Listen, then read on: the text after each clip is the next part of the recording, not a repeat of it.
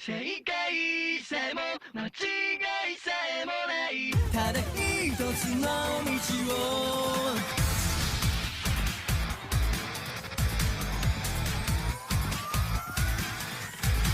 何度だってやり直せるのさ理性と希望せる強さを失うものは何もないだろうゼロという名の無限の力偶然も運命と呼べば不器用は武器にすりゃいいのさ超えるべきものがある強さを一つ二つ壁を壊すたび試されるのさ本気のカード奇跡掴み取るんだその先に何がある正解さえも間違いさえもない自由すぎるこの空で僕らは探し続けるんだただ一つの道をそうきっと明日さえも見えないジグザグな足跡でも僕らは描き続けるんだ自分だけの道を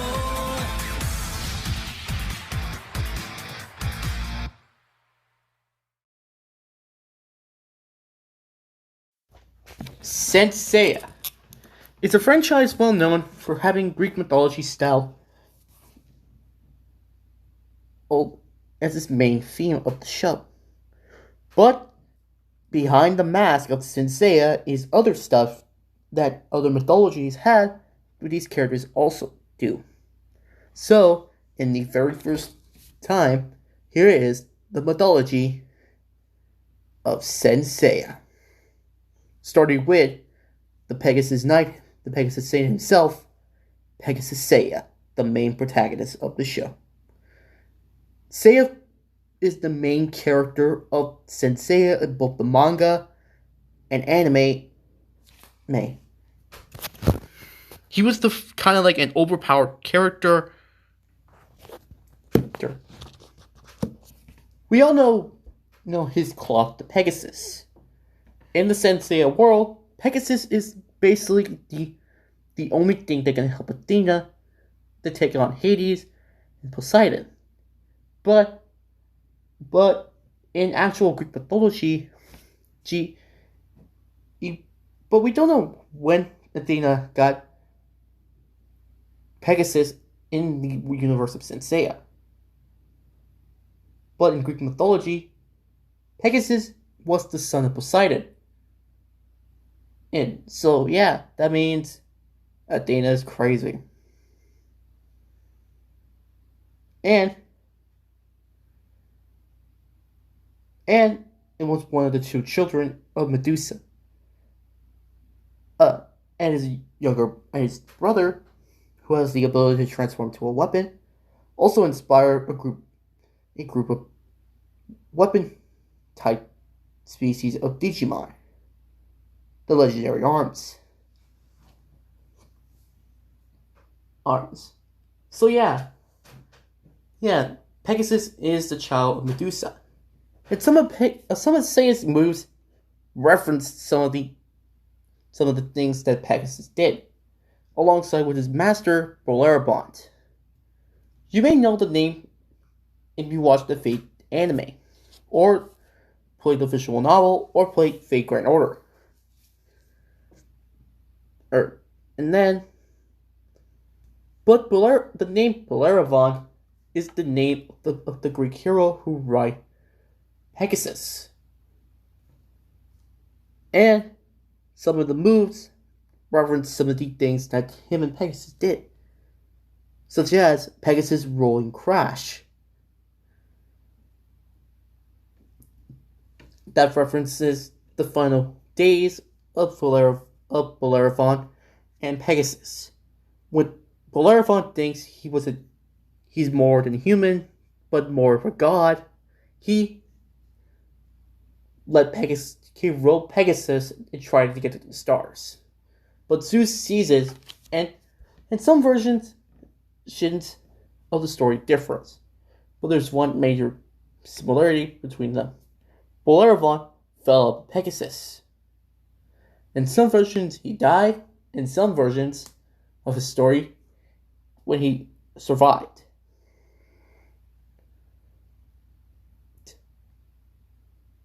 But that's only Seiya's Greek mythology inspiration.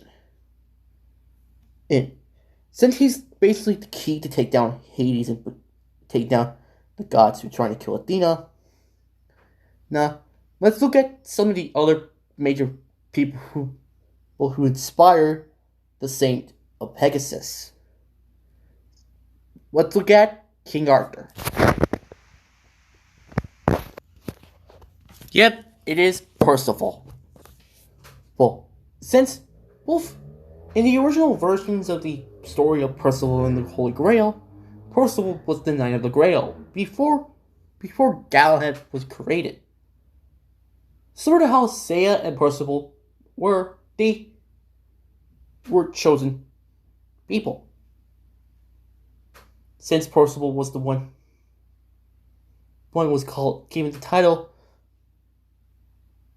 Knight of the Grail, and Seiya was defeated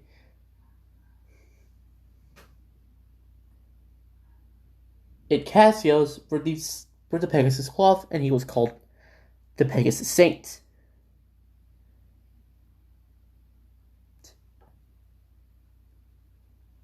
Similarly, that's another inspiration.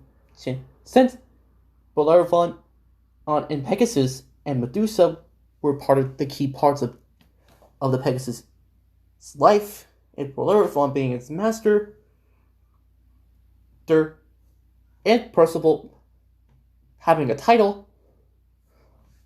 Well, but who's the last people on? And yes, there's one key part in Seiya's story that is similar to a mythological king, and his best friend / brother. You heard me right. It's that crazy Gilgamesh and Enkidu. Now you're about to say something like why you're saying Enkidu, and Gilgamesh having some things that inspire Seiya's story. Read. If you look at the Epic of Gilgamesh's story, the story of Gilgamesh and Enkidu, you'll see some similarities with them and Seiya. One, Seiya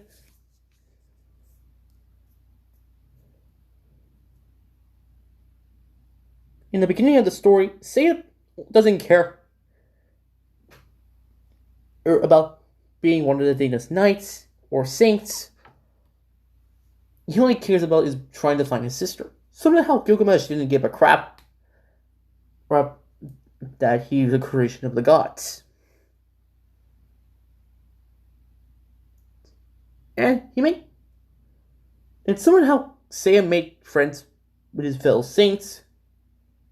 So does Gilgamesh with Enkidu, who's also a creation of the gods.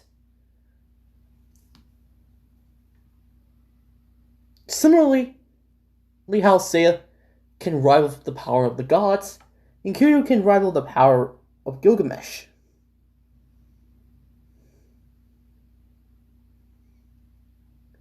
But there's one key difference between the fake versions of Gilgamesh and Enkidu to the myth versions. During one of their adventures, Gilgamesh introduced Enkidu to his mother. And you guessed it, she adopts Enkidu. Somehow Saru's grandfather adopted both Seiya and his friends.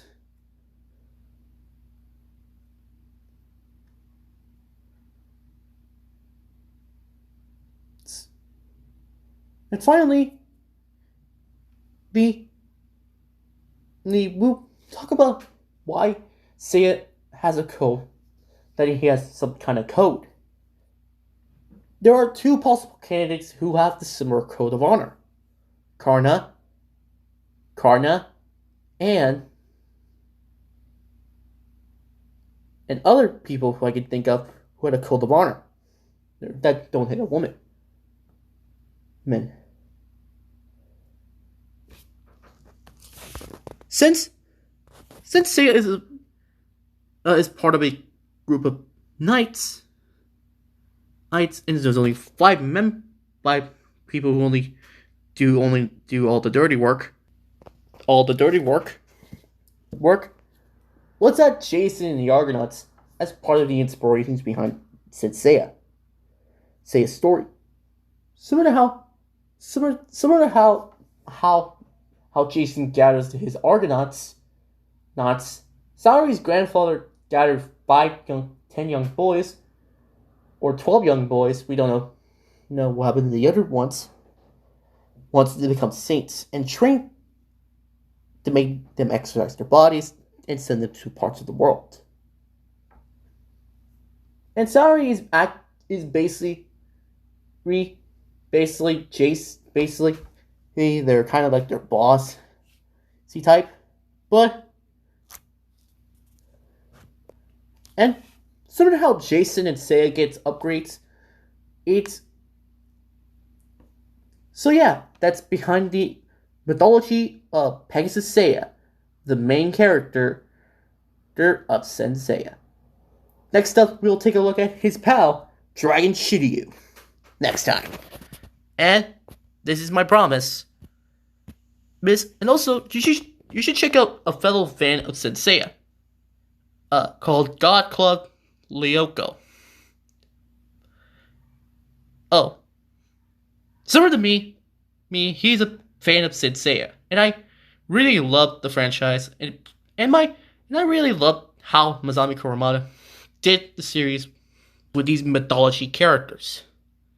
So, see you guys next time. Bye.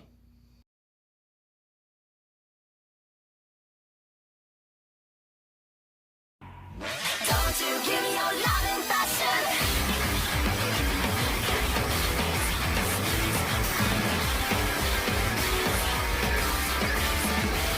Let's ride to hell. ずっとしてこう。一緒なら死ぬ心配じゃない。You're on a line 果てなくない。But I'm gonna be so fucking grateful. Let's see more. あなたをしこう。ならにの歯に傷つく頃。Keep on this 私をしない。Don't know why my love is crying. Get check the sky, 過剰な cry. Don't wanna die, don't wanna cry. Shit, my